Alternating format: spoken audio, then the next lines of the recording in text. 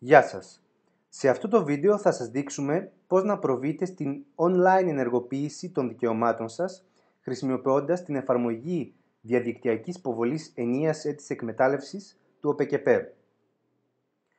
Μπορούμε να μπούμε στην εφαρμογή είτε απευθείας από το site του ΟΠΕΚΕΠΕ είτε πληκτρολογώντας στο browser μας τη διεύθυνση osde.gr.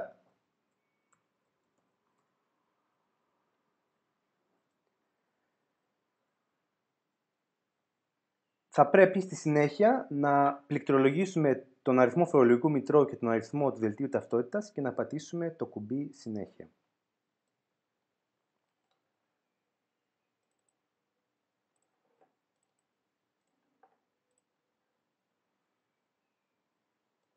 Αμέσως, στην επόμενη οθόνη που εμφανίζεται, θα πατήσουμε δεξιά Connect ή σύνδεση και το σύστημα θα μας ζητήσει να εισάγουμε το όνομα χρήστη και τον κωδικό που μας έχει στείλει ο ΟΠΕΚΕΠΕ με ηλεκτρονικό μήνυμα. Προσοχή, θα πρέπει ήδη να έχουμε ζητήσει από τον ΟΠΕΚΕΠΕ τη δυνατότητα να υποβάλουμε online την αίτηση ενιαίας ενίσχυσης, οπότε ο ΟΠΕΚΕΠΕ θα πρέπει να μας έχει στείλει σε email το όνομα χρήστη και τον κωδικό πρόσβασης.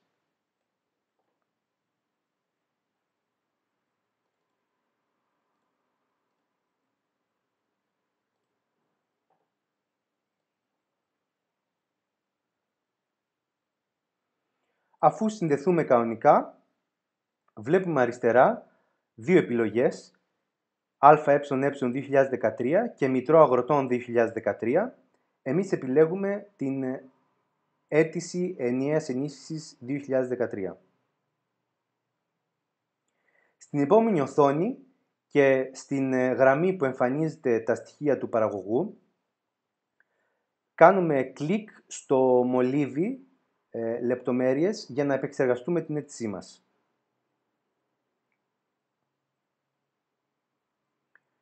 Η επόμενη οθόνη αποτελείται από 6 καρτέλες. Ιδιαίτερη προσοχή θα πρέπει να δώσουμε στο δικαίωμα επεξεργασίας που αρχικά εμφανίζεται ότι είναι η εκάστοτε ΕΑΣ, στην οποία ανήκει ο παραγωγός. Θα πρέπει αρχικά να πατήσουμε το πλήκτρο Save ή αποθήκευση, ώστε αμέσως το δικαίωμα επεξεργασίας από ΕΑΣ να γίνει online, που σημαίνει πλέον ότι μπορούμε να επεξεργαστούμε online την αίτησή μας. Για την πλειοψηφία των παραγωγών που δεν έχουν καμία αλλαγή στα αγροτεμάχια τους, επομένως η διαδικασία της ενεργοποίησης είναι απλά μια τυπική έγκριση,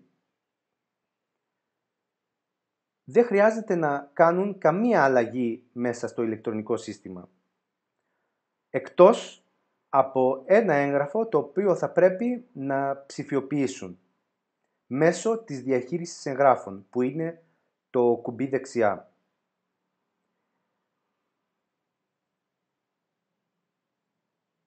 Θα πρέπει να εκτυπώσουν από το κουμπί εκτυπώσεις και εκτύπωση αίτησης. Θα πρέπει λοιπόν να εκτυπώσουν την πρώτη σελίδα της αίτησής τους, να την υπογράψουν και στη συνέχεια να ψηφοποιήσουν αυτή την πρώτη σελίδα με την υπογραφή τους. Αυτό το έγγραφο θα το ανεβάσουν μετά στη διαχείριση εγγράφων, όπου θα το καταχωρήσουν με το κουμπί συν από εδώ, που σημαίνει πρόσθεση νέου εγγράφου, με τον κωδικό δικαιολογητικού 67, το οποίο είναι η πρώτη σελίδα της αίτησης με πρωτότυπο γραφή του παραγωγού. Όπως βλέπετε, τα υπόλοιπα απαιτούμενα έγγραφα βρίσκονται ήδη στη βάση δεδομένων του OSDE, παραδείγματος χάρη αντίγραφα παραστατικών νομής ή ενοικιαζόμενων τεμαχίων ή νόμιμης κατοχής ή αντίγραφο ταυτότητας κλπ. Συνεπώς, ο παραγωγός δεν χρειάζεται να διορθώσει τίποτα σε αυτά. Το μόνο που πρέπει να κάνει είναι η εκτύπωση της πρώτης σελίδας της αίτησης, η υπογραφή της, το σκανάρισμά της και η αποστολή της ως αρχείο PDF. Πατώντας το πλήκτρο Return ή επιστροφή, επιστρέφουμε στην αρχική οθόνη με τις καρτέλες του παραγωγού, οι οποίες είναι τα στοιχεία της δήλωσής του, τα αγροτεμάχια, τα οποία πρέπει να αντιστοιχίσει και στο αντίστοιχο δικαιολογητικό. Για παράδειγμα, εάν είναι ιδιόκτητα, θα πρέπει να τα αντιστοιχίσει με το ε9. Εάν είναι ενοικιαζόμενα, θα πρέπει να τα αντιστοιχίσει με το ιδιωτικό συμφωνητικό μίσθωσης, για παράδειγμα.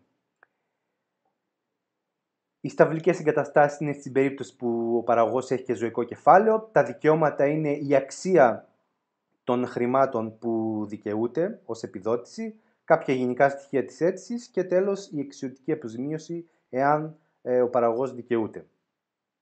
Έχοντας κάνει λοιπόν όλες τις απαραίτητες αλλαγές εάν χρειάζονται, αλλά επαναλαμβάνουμε ότι η πλειοψηφία των παραγωγών δεν έχει αλλαγές στα δικαιώματά τους και στα αγροτεμάχια, επομένως δεν χρειάζεται να τροποποιήσει καμία από αυτές τις καρτέλες. Το μόνο που χρειάζεται είναι να υπογράψει την πρώτη σελίδα της αίτησης, να την ψηφιοποιήσει και την αποστείλει στη διαχείριση εγγράφων και στο τέλος πρέπει να πατήσουμε το κουμπί προς ΕΑΣ, όπου πλέον η αίτηση θα αποσταλεί στην αρμόδια πύλη εισαγωγής και έτσι θα ενεργοποιηθούν τα δικαιώματα του ετούντα παραγωγού για το 2013. Σας ευχαριστούμε που μας παρακολουθήσατε.